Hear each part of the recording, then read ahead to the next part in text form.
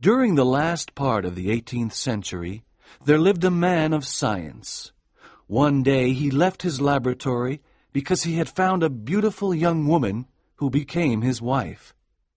Aymer loved his young wife very much, but his real passion was science and the mysteries of nature.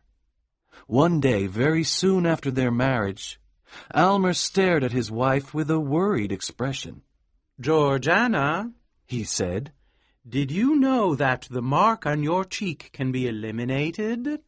No, I didn't. she said, smiling. People have called it a charm, and I believed it. Perhaps on another face it could be a charm, but not on yours. No, dearest Georgiana, your beauty is almost perfect.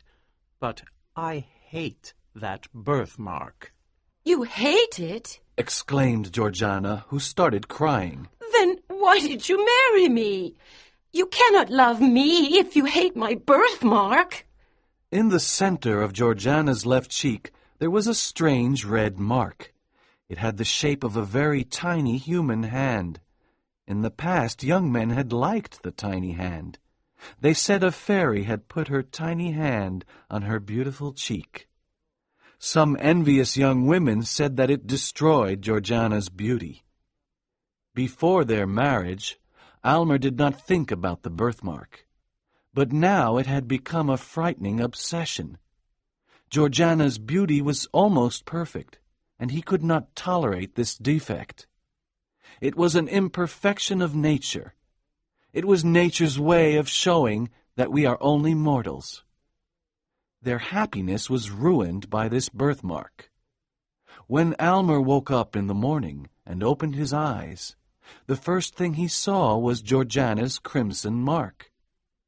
When they sat together by the fire in the evening, his eyes always looked at the birthmark on Georgiana's cheek. It was the mark of her imperfection. Georgiana shuddered when Aymer looked at her, and the pink color of her cheeks turned white, and the little red hand became more evident. It looked like a red ruby on a white stone. Late one night, Georgiana said, My dear Aymer, do you remember anything about a dream you had last night? A dream about this horrible little hand? "No, I don't," replied Aymer, who was surprised. But then he added coldly, "Maybe I did dream about it, because before sleeping I thought about the hand." And you dreamed about it? continued Georgiana, who was almost crying. It was a terrible dream. How can you forget it? How can you forget this sentence? It is in her heart now, and we must take it out. Do you remember the dream? Aymer now remembered his dream. He dreamed that he was with his servant, Aminadab. He was trying to remove the red birthmark. But as his knife went deeper into the cheek, the little hand went deeper and deeper. At last the little hand caught Georgiana's heart, and Aymer wanted to cut it away. When he remembered the dream clearly, Aymer felt ashamed. The truth often comes out in our dreams. Until now, he did not realize that the birthmark had had a terrible influence on him. Aymer, continued Georgiana seriously, what can we do to eliminate this birthmark? Maybe it will cause a deformity, or perhaps the mark is as deep as life. But can we eliminate it forever? "Dearest Georgiana, I have thought about this a lot, and I am sure it can be eliminated." Oh, then please do it. I am not afraid of the risk, because life with this birthmark is awful. Either eliminate it or take my life. You are a great man of science. All the world knows you. I am certain that you can do it. Please save me from madness. "My dear wife," cried Aymer, "don't worry. I have thought about this problem very much. I am certain that I can make your cheek as perfect as the other. I know I can correct this error of nature, and my happiness will be great. Then the problem is solved, said Georgiana. Her husband kissed her right cheek, which was perfect. The next day, Aymer told his wife about his plan. We will both live in the apartment which I used as a laboratory when I was young. He had made important discoveries in that laboratory, and he had learned about the mysteries of nature and the universe. Georgiana was frightened when Aymer took her to the apartment. He looked at her happily, but the birthmark on her white cheek made him shudder, and Georgiana fainted. "Aminadab! Aminadab!" shouted Aymer violently. A short, robust man with long hair came out of another room. This strange man had been Aymer's assistant for many years. He did not understand scientific principles, but he followed instructions and did his job well. "Georgiana has fainted! Quickly, open the door and burn a special candle," cried Aymer. "Yes, master," answered Aminadab, looking at poor Georgiana. Then he said to himself, "He should never eliminate that birthmark." Aymer was at his wife's side when she woke up. Where am I?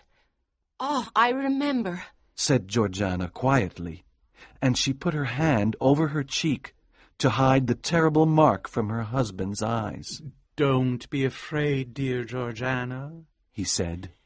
"It will be a pleasure to remove it." Oh, please do not look at it again. I can never forget that terrible shudder. To help Georgiana forget her problem, Aymer tried to entertain her. He showed her a little plant that grew slowly before her eyes. When a lovely flower appeared, Georgiana exclaimed, It's magic! I won't touch it. "No, you can touch it. Pick the flower and enjoy its perfume." But when Georgiana touched the flower, the plant died immediately, and its leaves became black. Then Aymer decided to create her portrait on a piece of metal. He used a scientific process that he had invented. The result was frightening, because the portrait was difficult to see, but the birthmark was clearly visible. Aymer was angry and threw the piece of metal away. He soon forgot these failures and continued studying science and making experiments. He often went to Georgiana and told her about the mysteries of science and about the history of alchemy. He told her that science could do many incredible things, and it could easily remove the little hand from her cheek. When Aymer mentioned the birthmark, Georgiana was always very unhappy. Aymer worked many hours in his laboratory with the help of Aminadab. One day he showed his wife a small crystal ball. What is this? asked Georgiana, looking at the small crystal ball with a gold-colored liquid. It is very beautiful. It looks like the potion of life. "In one sense it is. It is the potion of immortality. It can prolong life or destroy life." Why do you keep such a terrible potion? asked Georgiana in horror. "Oh, don't worry, dearest Georgiana," replied Aymer. "Look at this powerful cosmetic for the skin." Are you going to use it on my cheek? asked Georgiana. "Oh, no. Your cheek needs something that will go deeper, much deeper." When she looked in the mirror and saw the red birthmark, she hated it more than anything. While Aymer worked in his laboratory, Georgiana looked at the books in his library. They were books by scientists, poets, and philosophers. But the most interesting work was a big book written by her husband, in which he wrote down every experiment of his scientific career. The book was the history of his intense and ambitious life. As Georgiana read it, She loved Aymer more and more. She knew he was a great scientist. However, many of his experiments were failures, and this made her very sad. One day she put her face on the open book and started crying. When Aymer entered the room and saw her, he said, "It is dangerous to read a wizard's books." Now that I have read this book, I adore you more than ever, said Georgiana. "Ah, but wait for this success," he said, "and then adore me if you want. But now I would like to hear your beautiful voice. Please sing to me, my dearest." So Georgiana sang, and Aymer was very pleased. Then he returned to his laboratory. But Georgiana had forgotten to tell her husband about a strange sensation she had felt on her left cheek for the last 2 or 3 hours. So she entered into her husband's laboratory for the first time. The first thing she noticed was the furnace with its intense fire. All around the room there were tubes, cylinders, and other scientific instruments. The air was filled with strange vapors and odors. But what really surprised her was Aymer himself. He was as pale as death and worried as he prepared a strange new potion. He was so different from the man she had seen a few moments before. "Carefully, Aminadab, carefully!" he cried. "This is a very important moment." "Oh," said Aminadab. "Look, master, look!" Aymer raised his eyes quickly and became very angry when he saw Georgiana. He went to her and took her arm. "Why did you come here? Don't you trust your husband?" he cried angrily. "Now go away." No, Aymer. said Georgiana firmly. You don't trust me, and you don't tell me your worries about this experiment. I will accept all the risks. "No, no, Georgiana," said Aymer impatiently. I will drink any potion you give me. I trust you completely. "My dear wife," said Aymer, "you must know that this red hand is deep inside you. There could be danger." Danger? There is only one danger, that this horrible birthmark remains on my cheek. cried Georgiana. Remove it, or we will both go mad. "Your words are very true," said Aymer sadly. "And now, please go back to your rooms. The potion will soon be tested." When Georgiana returned to her rooms, she thought about Aymer's noble character and his great love for her. He wanted her to be perfect because he loved her so much. Her thoughts were interrupted by Aymer's footsteps. He carried a glass with a bright, colorless, transparent liquid. He was pale, but didn't seem worried or afraid. "This potion is perfect," he said, looking at Georgiana. "It cannot fail." My dearest Aymer, life has become very difficult. I think death is the best solution for me. "But why do you speak of death? The potion cannot fail. Look at its effect on this plant." Near the window there was an old geranium plant. Its leaves were yellow and ugly. Aymer poured a small quantity of the potion in the plant. After a short time, the ugly yellow leaves became green. I did not need any proof, said Georgiana quietly. I believe you. Give me the potion. I am happy to drink it. "Drink then, my dearest wife. Soon your body will be as perfect as your spirit." Georgiana drank the potion and gave Aymer the empty glass. It is like water from a magic fountain. Now, dearest Aymer, let me sleep. She fell asleep almost immediately. Aymer sat by her side and watched her very carefully. He often looked at the birthmark on her white cheek. At first it was very visible. Then It slowly disappeared.